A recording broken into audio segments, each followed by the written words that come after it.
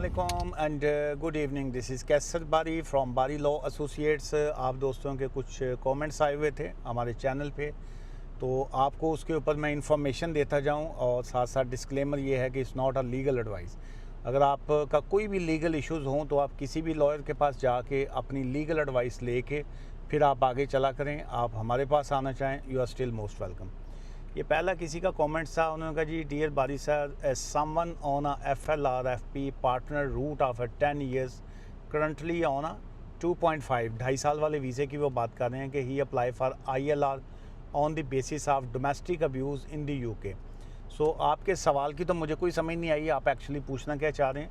लेकिन आपने कहा जी कि पार्टनर रूट फॉर 10 years के जी 10 साल वाला वीज़ा रूट था इनका, 2.5 साल वाला, तो can he apply for ILR। सो उसमें एक तो ये है कि ऑब्वियसली आप लीगल एडवाइस लीजिएगा, लेकिन सिंपल रिप्लाई ये है कि अगर आप लॉफुल रेजिडेंसी 10 years की बात कर रहे हैं या आप का जो जौन से भी वीज़े थे, चाहे वो पार्टनर वीज़ा रूट था आपका या आप का डोमेस्टिक वायलेंस के बाद आपको जो था वीज़ा रूट मिला। सो अगर आपकी लॉफुल रेजिडेंस 10 years की कंप्लीट हो चुकी है तो यस, आप on the basis of lawful residence 10 years जो है आप अपना ILR जो है अप्लाई कर सकते हैं।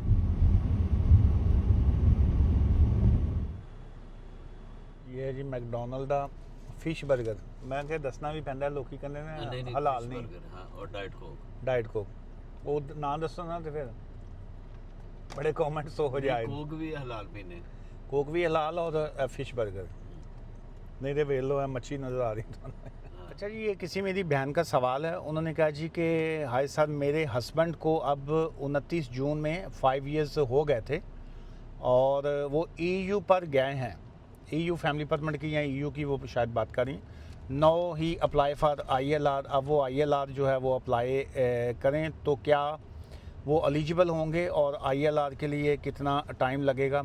सो देखिए, एक तो ये है कि अगर तो वो EU प्री सेटलमेंट की अगर आप बात कर रही हैं तो जो ही उनके 5 years कंप्लीट होते हैं तो वो अपना इसको EU के ऊपर जो लोग होते हैं वो 5 years के बाद अपनी सेटलमेंट जो अप्लाई कर सकते होते हैं। लेकिन ऑब्वियसली वो उनको बेटर पता होगा कि उन्होंने अपना जो EU प्री सेटलमेंट है वो उन्होंने कैसे ली। क्या उनके पेरेंट्स में से किसी के पास जो था वो EU परमिट था या EU की सेटलमेंट थी जिसकी बेस के ऊपर इन्होंने आगे से अपनी प्री सेटलमेंट ली, या उनके किसी फैमिली मेम्बर ने जो था उनको प्री सेटलमेंट दिलवाई।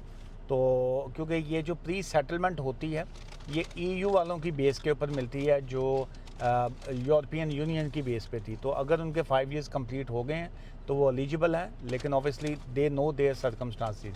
और सेकंड ये है कि जो इसमें एवरेज टाइम फ्रेम है वो 4 to 6 month का लगता है अगर स्ट्रेट फॉरवर्ड केस है तो।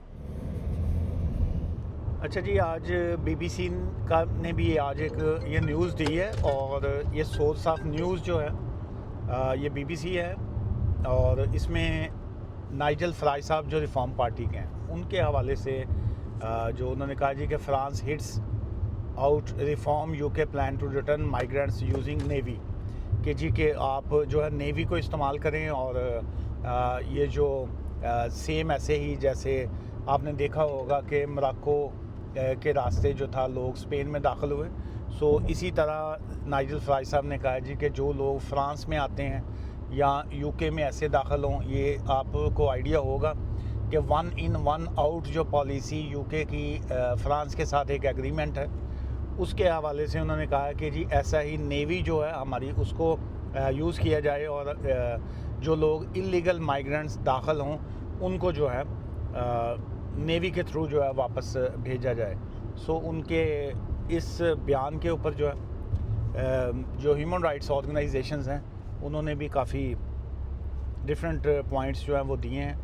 तो और इसके अलावा जो PM साहब हैं उन्होंने अगेन वो जो ILR प्लान 10 साल वाला है कि जी कि क्या उसको 10 साल पे किया जाए, उसके हवाले से अगेन उन्होंने कोई फाइनल अपना पॉइंट ऑफ व्यू नहीं दिया।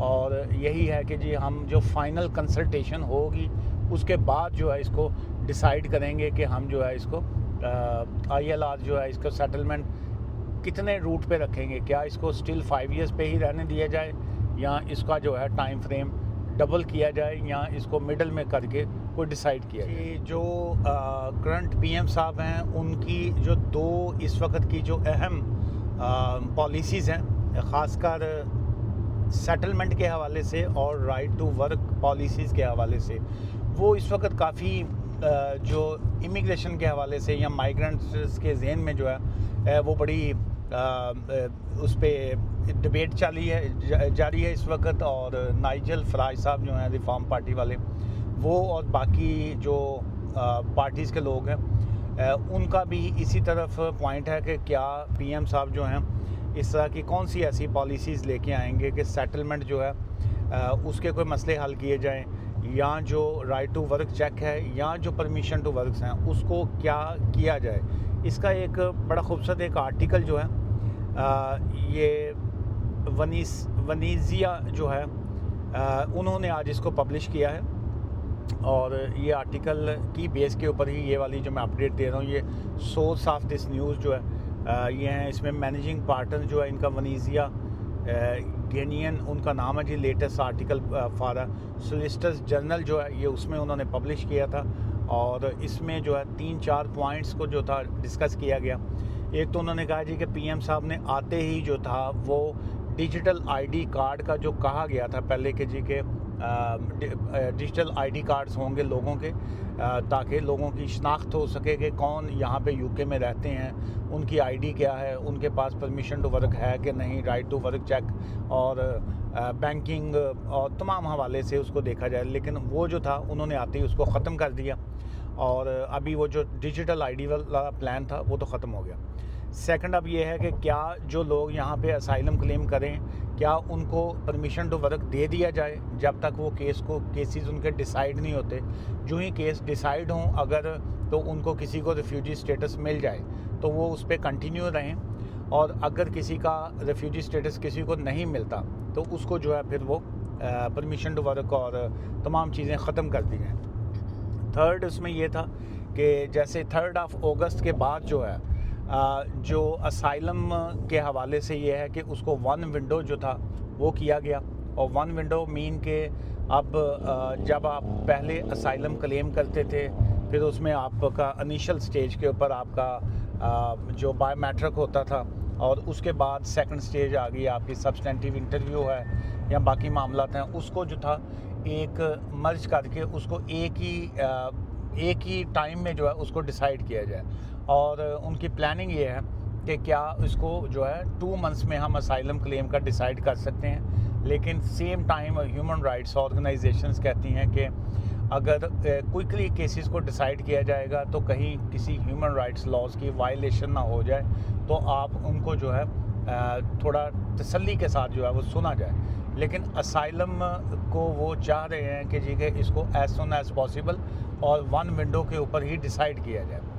और सेकंड अपील के हवाले से ये है कि अगर किसी का अपील राइट नहीं बनता या किसी का अपील नहीं है, तो उसको जो है वो जो राइट नो ट्राइब्यूनल्स हैं उसकी जगह पे अपना जो अथॉरिटीज़ कायम की जाएं, और जो एडजुडिकेटर्स हों जो पब्लिक से लिए जाएं, और जो पब्लिक के अहम लोग जो हों वो कोई भी हो सकते हैं, कोई किसी चर्च के हेड हो सकते हैं, किसी मॉस्क के जो हैं वो हो सकते हैं, जो कम्युनिटी में एक अहम रोल अदा करने वाले लोग हैं उनको जो है साथ में ऐड किया जाए, और वो केसेस को वो डिसाइड किया जाए। लेकिन उसके ऊपर भी जो है ह्यूमन राइट्स ऑर्गेनाइजेशन की काफ़ी तनकीद है।